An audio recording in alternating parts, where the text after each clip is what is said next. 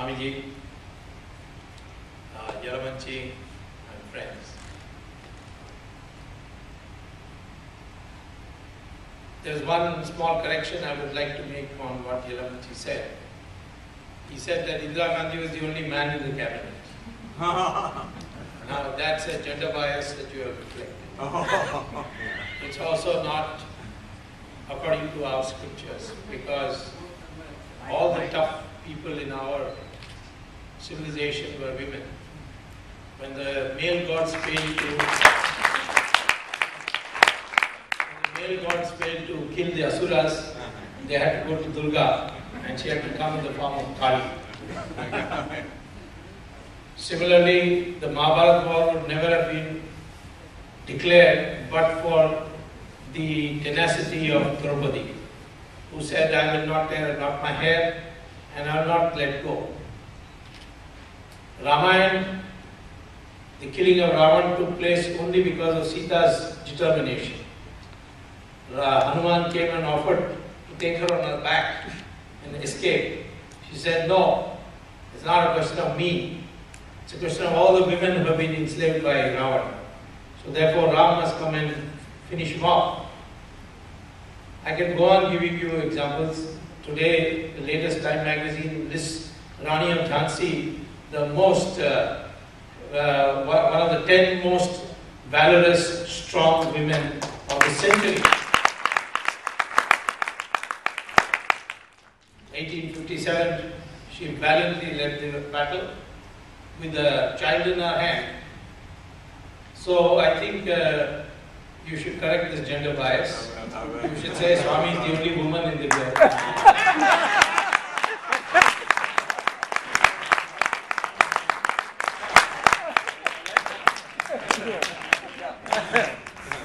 By the way, all the competitive exams, the first, second and third rank is now taken by women. So men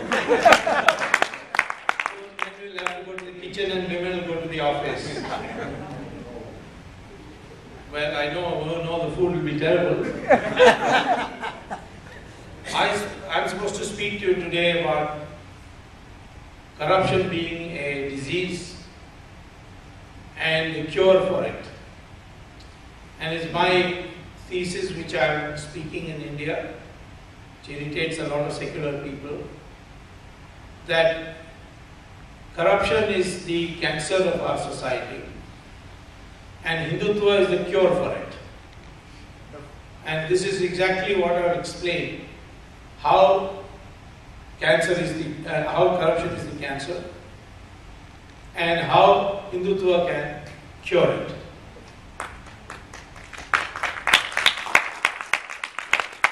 First of all, let's be very clear what corruption is, because the word corruption is used quite loosely. Digvijay Singh said that Ramdev is corrupt because he takes black money. So they said, how do you know he takes black money? He says he takes it in cash. Now that's not corruption. Supposing I am a crook and I have a lot of black money in my pocket and I go take a taxi to the airport and I give the taxi money his fare in cash. Does that make the taxi driver a corrupt person because he took black money from me? The corruption only arises when a public official misuses his public office for private gain. That is corruption. All the other things that people loosely talk about as corruption can be classified under fraud, under extortion, under cheating. But the corruption, which is really the one that causes the cancer in society, is when a public official misuses his office for private gain. The other forms that we see are essentially bilateral. But corruption is in the form I have defined to you, is multidimensional. First of all, when public office is misused for private gain, it usually, and always, not usually, it always happens, that a person who cannot get something on merit approaches the person who makes the decision, namely the public official, and tells them, I'll give you so much money, you please favor me and give me the project. Manipulate the tender in such a way that I get the tender. Or in your discretion to make a decision, you decide in my favor, and I'll give you so much money. So in a sense, what's happening is that the meritorious will not get what is their due, and those who are not meritorious, by the power of money, will be able to get it. The nation therefore sub-optimizes.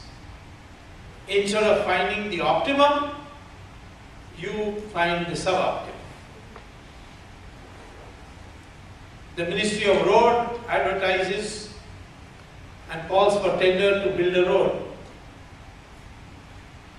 Somebody comes and says, knowing that he cannot compete with a more established and more meritorious person, he tells the minister, I'll give you so much money if you can manipulate the tender in my favor. Find some reason to disqualify the other persons. The minister says, this money that you're offering is not enough, give me some more. So he gives them some more, gets the tender. Having got the tender, he knows now that having minus so much money given to the minister, he cannot make a profit. So what does he do? He uses substandard material to build the road, and thereby saves enough money to cover the loss of the bride. And once he builds a substandard road, then the next monsoon the road disappears. Vanishes. It vanishes. I know one case which really happened. There was a terrible drought in the state of Orissa. So one collector sent a proposal to the government of India that there is a terrible drought in Orissa, people don't have water, so I should be allowed to dig, I should be provided funds to dig 500 wells so that people can get water. So the government sent the money to him because it's a desirable project, and he pocketed that money and wrote on the file that I have got 500 wells done. 2 years later he was transferred and a new collector came. And he opened the files and he saw that so many crores had been spent to build these wells. So he went on an inspection tour and he found there were no wells. So he came back and wrote another letter to the government. And my predecessor did a wonderful job during the drought of constructing 500 wells. Now there is no drought, but these wells have now started having mosquitoes and all. So I should be sent a few crores to cover up all these wells because we don't need these wells anymore. So he got these crores. And then he wrote, there were 500 wells built by my predecessor. Now I have sealed them all, and there are no more any wells there. So this kind of way of misusing, and it's all public funds, which the taxpayer gives. So we have to therefore primarily focus on ensuring that a person does not misuse his public office for private gain. And this has now gone from the collector level to such a gigantic level that they say that the 2G spectrum scam is probably the biggest in the 20th and 21st century. What happened there? As Telecom Minister Raja wanted, that two of his friends should get the spectrum license. The only problem with these two friends was that they were not telecom people. They were real estate. They had no experience in telecom. One was a company called Swan, another was a company called Unitech. They are both real estate companies. But Raja was determined that these two companies will get